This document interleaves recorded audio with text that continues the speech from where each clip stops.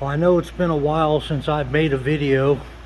My table's been on hold because I ordered not enough of these bearings. These are the ones, these are 15 millimeter HG bearings. But I like the wider flange. You can put bigger bolts in them. You can obviously see that they're a lot bigger. Well, these just came in the other day. I want to take the parts off of this one, the electronics, the gantry, or the linear rails off the gantry, the Z-axis, motors, everything. I want to take off of this table and I want to put onto this table. And I want to make it as seamless as possible. I run into a problem with my Z-axis, my older Z-axis. The motor quit working.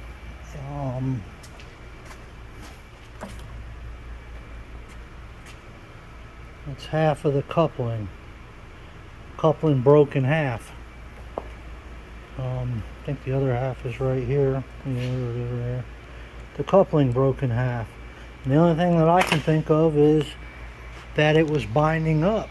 The motor was binding up in the shaft, but all of this stuff moves freely. I can turn this by hand with no problem. But this is all 20 millimeter linear rail. I mean, this thing's probably got to weigh 25-30 pounds. So I wanted to go with a smaller one, so I had started building this one. I'm glad that I did, because I switched everything off of this one and put onto that one. I did have to machine a switch. This is a magnetic breakaway. As you can see, it moves. The plate on the back of it is actually bolted to that, and if I hit something, you can see it'll knock it loose or it'll come off. Or if it flips the switch, it'll put it into a safety stop. But my 570 ounce motor, which is this one, this is a replacement, it quit working.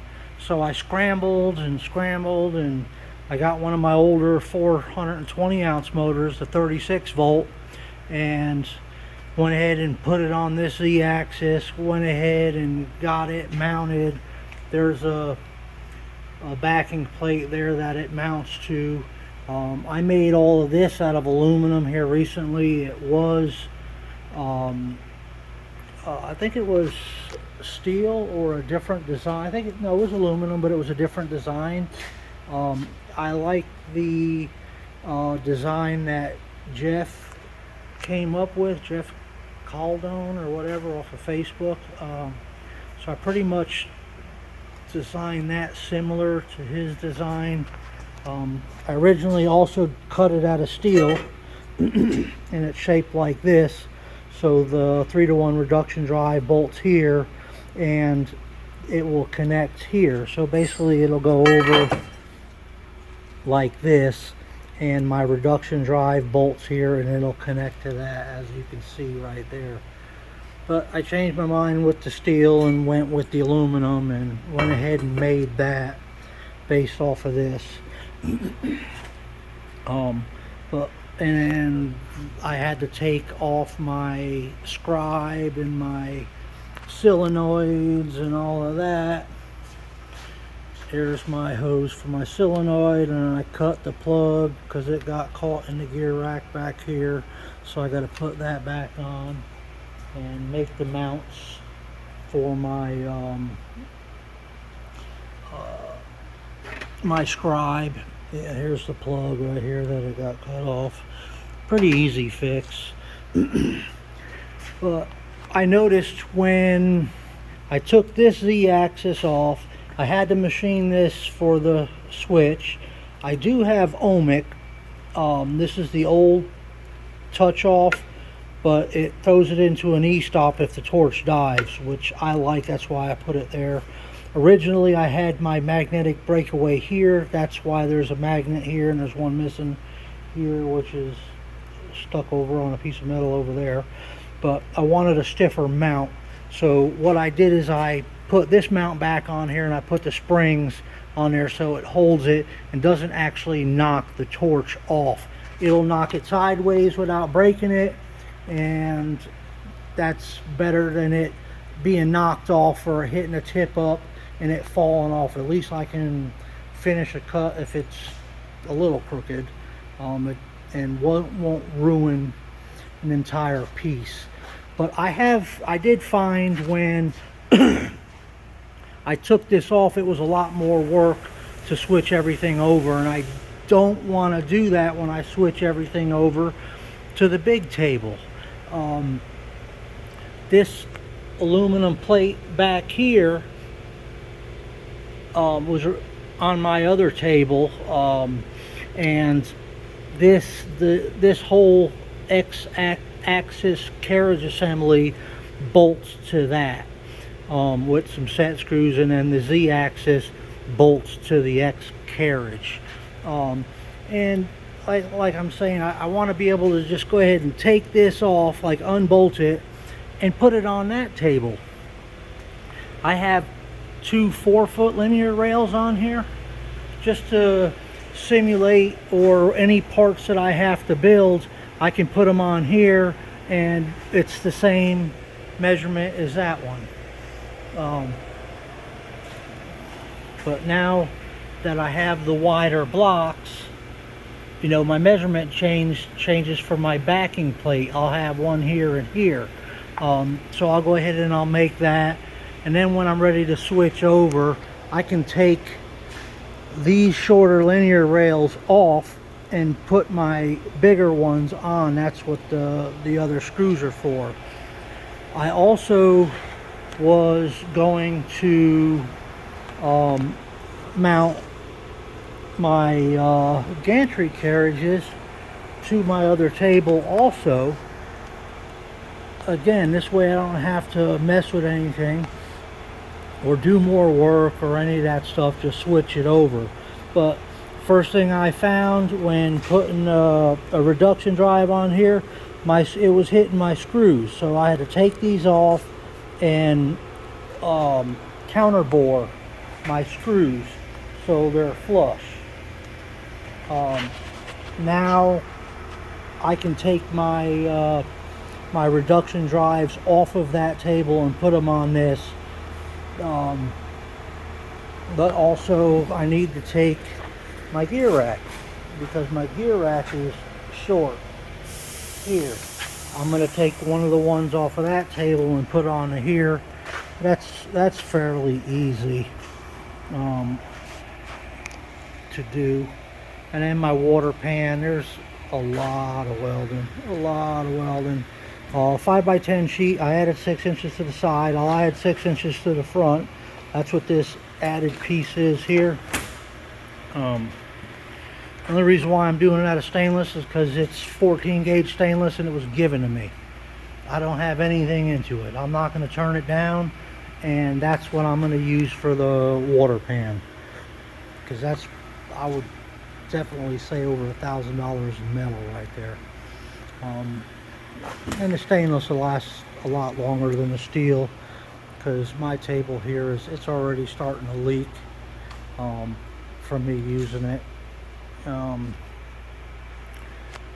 Hopefully here soon I'll be able to start working more on my bigger table and get some of this stuff off of here onto the other table. I'm thinking about reusing the wiring. These cable carriers, I do not like those. You got to feed the wires through them. I do not like those, so I have new wire carriers.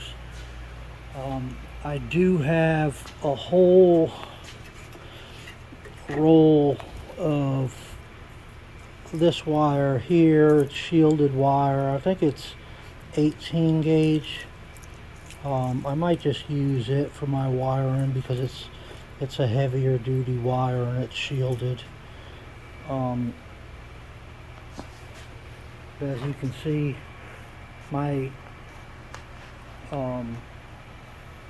my gantry ends, they're wide from here to here. They're really wide, so you lose travel on the y-axis with them being so wide. I mean, I could understand if they were super tall, there was a lot of weight there, they would need to be that wide. I think these here, I'll tell you right now how wide they are. They are 10 inches wide, and these gantry plates here, which are fine, they're 1/2 inch steel, they're 8 inches. So I gain 2 inches on my travel. So if you know the gantry is right there and your torch hangs off of here 6 inches, 7 inches, but people don't take into consideration that from your gantry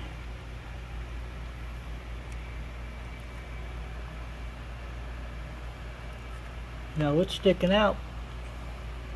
sticking out 7 inches from the gantry.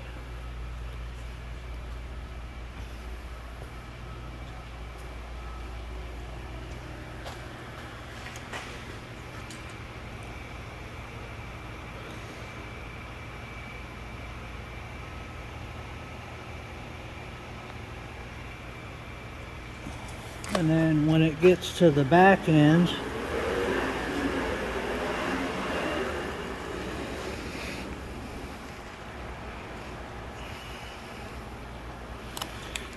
this is the back of the table. So you figure 7 inches, it's pretty much, let me kind of get situated here. I mean, it's right around there. It's kind of hard to do this with one hand. But that's the reason for the overhang of these pieces here. It's basically for your torch. The water pan's going to start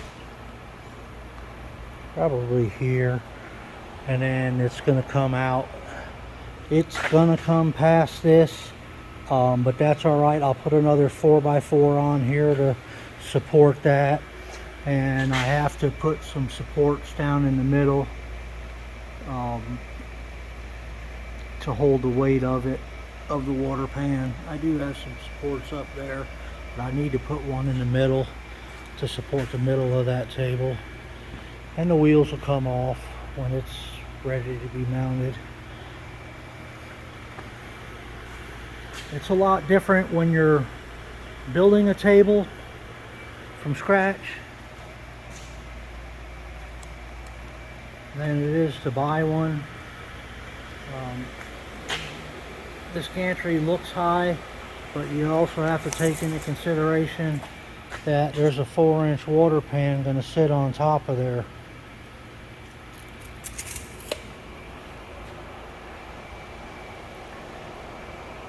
So also when I changed the 420 ounce motors over to the 570 ounce motors, I soldered them directly. I didn't put the plugs like I did last time, so now I got to cut the wires and solder the connectors. I also had the plastic 3D printed tops that had the motor connectors in them I really didn't care for them. It just looked cheesy to me. So since I just put this motor back on last night, I bought these connectors here, so I can go ahead and I can separate them. I'm going to do the same on the other motors. That way, if I need to change out a motor, I can just change it out, sit in my office and solder them, not have to solder them out here. I also added my homing sensors to the table after the fact. Those should be mounted on the gantry, which they will be. Also the same with that one. That's the X-axis homing. That'll be mounted on the gantry. The CNC ohmic, their new one, they have all of the inputs go into this, and there's only one cable that goes from there back to the connection, instead of wiring each individual limit switch and having to run the cable all the way back to here. Everything will run to the new one. My homing, my e-stop, everything will be plugged into that. The ohmic touch-off box there, the newer one, it's different. It's a lot bigger than that also. It cleans up all of this nightmare mess of wires, all of the added excess wires. I'm also going to I'll leave these regulators for my engraver mounted there. The ones that I had mounted for the engraver and the touch-off cylinder, I actually had them mounted to the back of the Z-axis. There was all that space back there, so I mounted them there. I'm gonna not do that this time to get some of the weight off of there. I mean, the 570 ounce motors can handle it. I just don't want to overload the weight like I did on this axis. So hopefully I'll be making another video on some further progress on my table.